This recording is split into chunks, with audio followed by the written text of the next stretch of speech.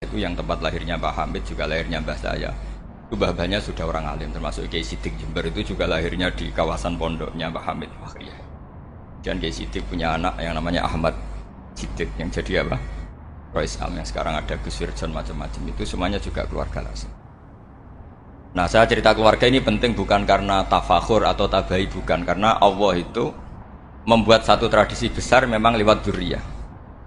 Sehingga Allah ngendikan misalnya ulaikal ladzina an'ama Allahu 'alaihim minan nabiyyin min dzurriyyati Adam wa mimman hamalna ma'anuh wa min dzurriyyati Ibrahim wa Israila wa mimman hadaina wastabaina. Karena tanpa dzurriyyah itu enggak ada tradisi, enggak ada kultur.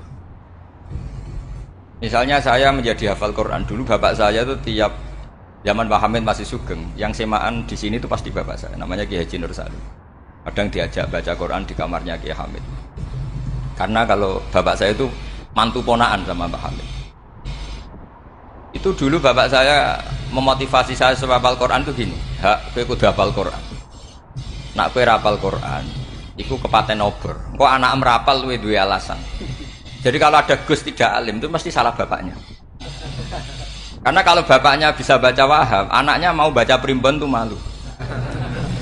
Tapi kalau bapaknya sudah bacanya WA, anaknya jadi primbon. Era cucu sudah dukun.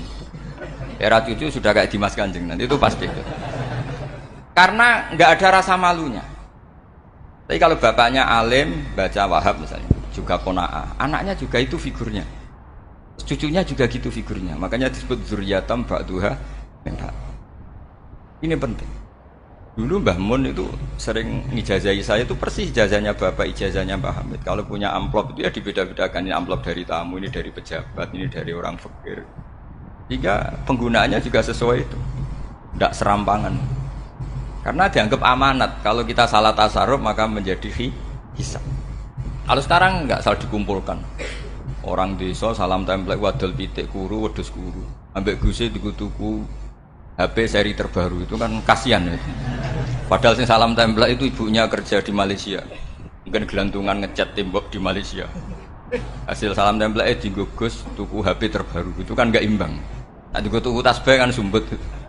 Ini bukan nyindir tapi ngamuk jadi ini penting karena semuanya itu ada hisabnya, walatus alunna yauma idzin anin naim.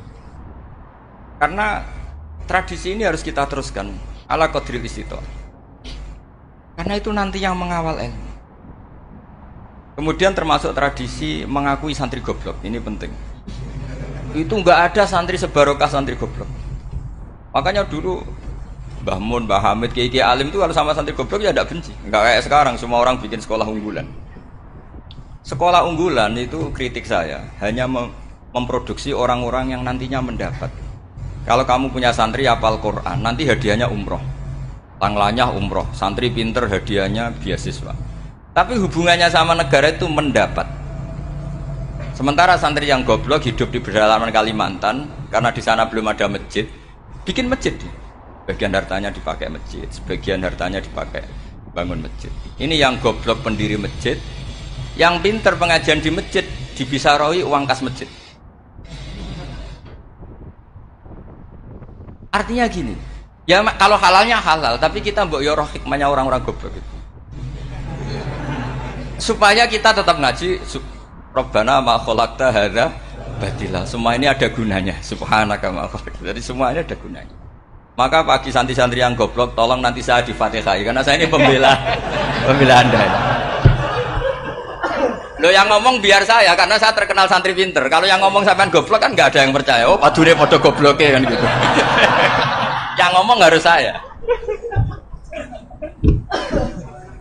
Saya itu niru Rasulullah Shallallahu Alaihi Wasallam. Nabi itu kalau ada santri serabakat pinter, itu diwaris sak surat usung nang mulai pinter. Banyak itu. Balighu anni walau ayah, ada sahabat ngaji hanya diajari idza zulzilatil ardu, sudah kamu pulang, sudah pinter. Karena betul. Sekarang coba diangan-angan, ada santri alim alamah, mungkin bakasnya furu'iyah, gimana hukumnya Jumatan jumlahnya itu 40 kurang atau 40 pas imam. Kemudian ada yang batal satu, hukumnya gimana? Dia mikir furu'iyah. Sementara yang goblok, dia di desa tertinggal gak ada masjid. Piye caranya dia masjid? Ini bikin aslul ibadah, yang sini sudah khilaf tentang yang nggak penting.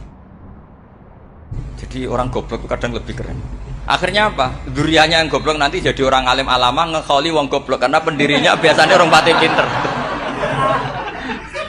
Itulah Allah Subhanahu wa taala. Ada bikin sesuatu itu sia-sia. Nah, saya ini korban ilmu itu.